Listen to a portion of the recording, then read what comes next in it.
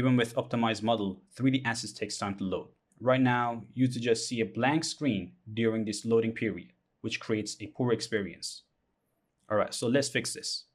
So what I'm gonna do is, let's open up the Explorer, and in the components folder, let's create a new file, and then I'm gonna call it LoadingSkeleton.tsx.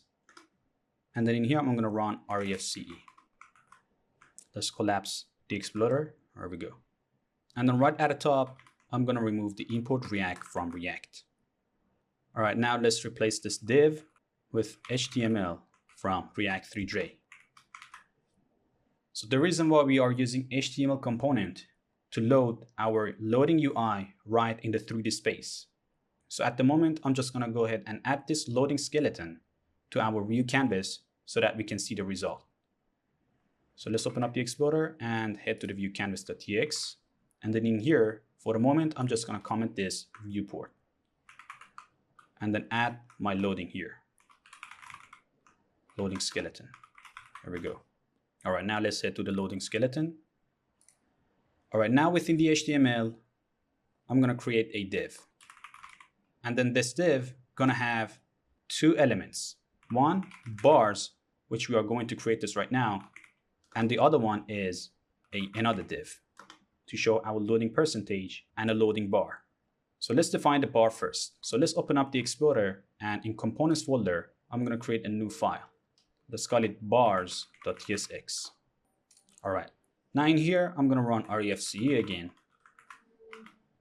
And as usual, let's get rid of these import React from React. And then within this div, we're gonna have a single bar. So right below here, I'm gonna say const bar. As you can see, this is the singular, and the bars that we have created is plural. So these are different. So bars contains a lot of bars, and then bar is just one single bar. Okay, so let's say bar is equals to a method, and then this bar gonna take a property of bg color, which is a background color. All right, now after that, let's set the bg color to string. There we go. And then within the body, let's return a self-closing div.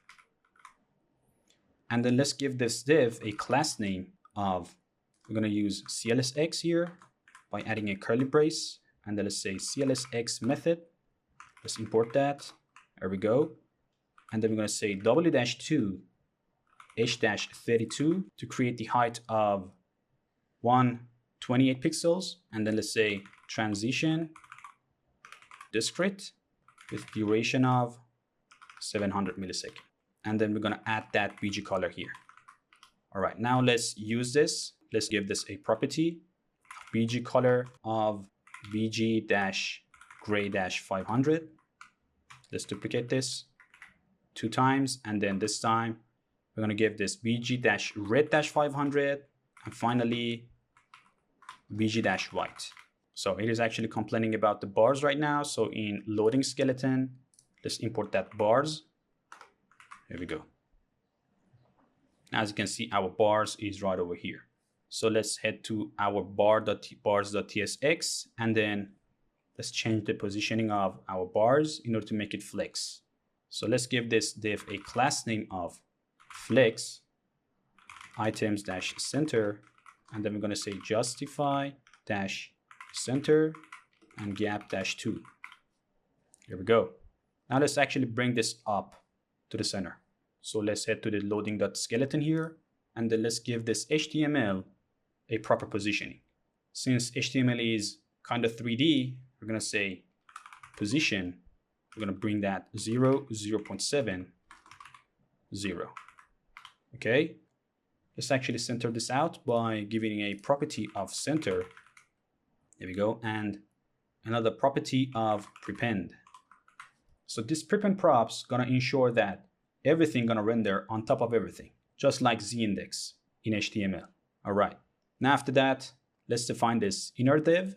So I'm gonna give this div a class name of w-full, and then within this div, let's create a paragraph, and then within this, we're gonna say math.floor. Math.floor of what? the progress. So how are we going to get the progress percentage of our 3D? It's very simple. The React 3 Drei has a component which is called const progress. We're going to take that progress equals to useProgress from React 3 Drei. There we go.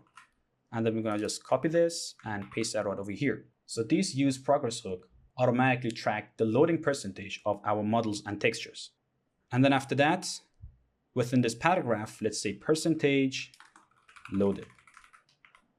As you can see, it would be right over here. All right. Now let's define this a class name. So let's say class name of margin top -2 text-sm in order to make the text smaller, and text-white/50, which means that use this text white with the opacity of 50%. All right. And then after that, we're going to make the text-center. Okay. Now, right below this paragraph, let's create a loading bar. So in here, I'm going to create a self-closing div, and then let's give it a class name of h-2 to create the height of 8 pixels. And then we're going to say bg-white with opacity of 50. There we go. And transition-all with duration of 200 milliseconds, and make the rounded dash full. Okay. As you can see, the loading and everything is actually very small. So let's fix that. So let's give this div a class name of flex-cool. And then let's make the items-center. And let's make the w-40. And for medium and large devices, make the width -3xs. And let's say margin top -5 and gap -4. There we go. All right. So as you can see, our LoadingSkeleton.tsx is not actually engaging. So why not give this 3 bars a Gsap animation? So let's head to the bars.tsx.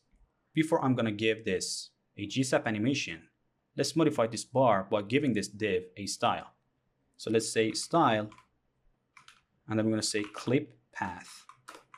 So in order to define a clip path, let's head to the Clippy website. Now, as you can see, there is a wide variety of clip path. So we are just only use the second one. All right. Now, after that, let's expand this dots. There we go. And then let's bring those upper points at the bottom, just like so. And then let's just copy this clip path. And then in here, we're going to say clip path is equals to this. There we go. By doing so, our bars would be invisible. If I head to the page, you can see that the bars is currently invisible. All right, now let's add the Gsap animation. Right above this return, let's say use Gsap from gsap/react.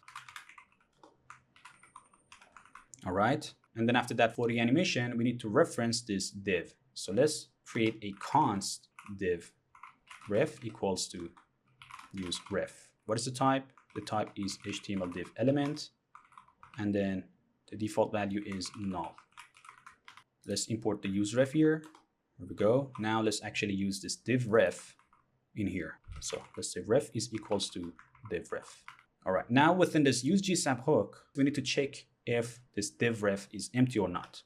So we're going to say if this div ref.current was empty, we're going to return it.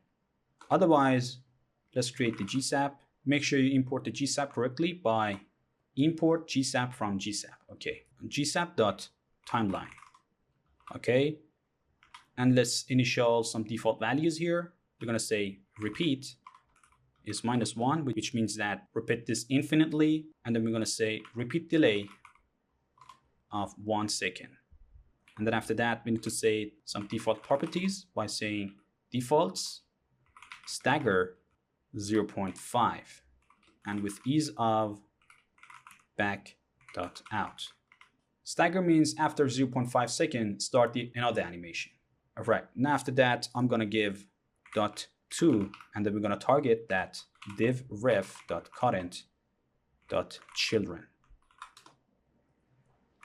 And then we're going to say clip path is equals to the polygon. So let's head to the Clippy website again. And then this time, what we got to do is we're going to expand everything. There we go. Now let's copy everything here and then paste that right over here. And then after that, let's duplicate this again. And this time, when this animation is done, we're going to make this invisible again. But this time from bottom to top. Here we go. Now let's copy this and then paste that right over here. Beautiful. Now let's head to our landing page. Beautiful. So now let's actually use this component as a loading indicator. So let's head to the viewCanvas.tsx, and then in here I'm going to remove this loading state. And then let's uncomment this, and then we're going to say suspense. Here we go. And then let's wrap this view.port into a suspense. And then after that, we got to say fallback equals to that loading skeleton that we have created. There we go. So as you can see, this loading is actually happening pretty fast, and we are not be able to see the loading bars. So that's okay. But once you change the environment to deployment, you're going to see those loading bars. All right, now there is a minor issue we have is, as you can see, the issue is actually saying that cannot update a component while rendering a different component. So as you can see, we have a canvas with suspense fallback to show my custom loading skeleton. And inside this view.port, we're going to render multiple models, which use texture hook. So when the textures start loading, React throws this error because Threejs default loading manager fires its callback synchronously right in the middle of React's render cycle. And React doesn't like that. So how do we fix this? We just need to defer those loading manager callbacks to the next tick so they doesn't interrupt React's render. I have actually created a patch 3 loading manager here, which is actually generated by ChatGPT. And this component gonna do all the things that it needs to do. So we just need to use this component into our view canvas by adding it right above this const view canvas, right above this component. So let's say patch 3 loading manager from leap patch loading manager. And then if I refresh this again, the loading skeleton shows up smoothly and the model loads in. And then we don't get the React's error anymore. The minor bug that we have is whenever you click on a shirt page and scroll down, you can see that everything is actually working perfectly. But if you go back and then choose another shirt type, for example, I'm going to choose white shirt, and then scroll it down, you're going to see that our mesh reflector material is not getting updated. So no matter what route I switch to, the environment map is always showing the first one. It is not updating. So if you head to the third model.tsx, close the explorer, and then scroll down, you can see that our mesh reflector material doesn't have any color and just only using the environment map. So what was the environment map? The environment map was, if you open up the explorer and head to the public folder, textures, for example, right now we are on a white shirt. Third, these are my environment map. So since we are in a white shirt, our mesh reflector material gotta use the environment map of White Studio, which is this one. All right, so let's close this up and let's head to the third model. All right, now what I'm gonna do is I'm gonna console.log this environment map so that we can see the values. So let's say console.log env map. Let's open this up. Let's refresh this. So whenever you've refreshed this page, the environment map gonna be fixed. Okay. So if I head back and then click on the sports shirt, for example, let's scroll it down. So this environment map is using this cube texture and it has some sort of properties here. If you click on the source and the data, and for example, one of these, we can see that our base URL is fine. As you can see, we are in a shirts/sport, shirts/sport. So as you can see, our current source is getting the wrong value. It is getting from textures white. So we are not in the white environment. We are in the sport environment. So let's fix this issue. So what I'm going to do is I'm going to head to the useShirt_environmentCube method, which is inside useTextures.ts. So what I'm going to do is I'm just going to comment this out. And then after that, right below this, let's create a const text as a texture is equals to new 3 cube texture loader from Threejs. And after that, this class has a method which is called .setPath. And then we're going to pass that path from here to this method. And then we're going to say .load. And then I'm going to load these files. There we go. Now, as you can see, we have the cube textures here. So this is actually doing the same thing with this one. And then after that, we're going to say text.color_space is equals to 3.srgb color_space. And then we're going to return this text. Now, instead of returning these textures, so why not actually put these textures inside a use memo hook? So let's do that. Here, I'm going to create a const env is equals to use memo. All right. Now what I'm going to do next is I'm going to wrap all of this inside this use memo hook. And then after the curly brace, I'm going to say change this based on the shirt type.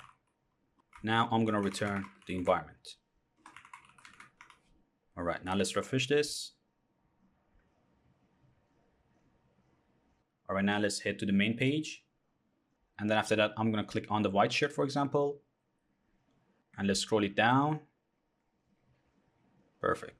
Now it's fixed. And for the gray one, for example, scroll it down.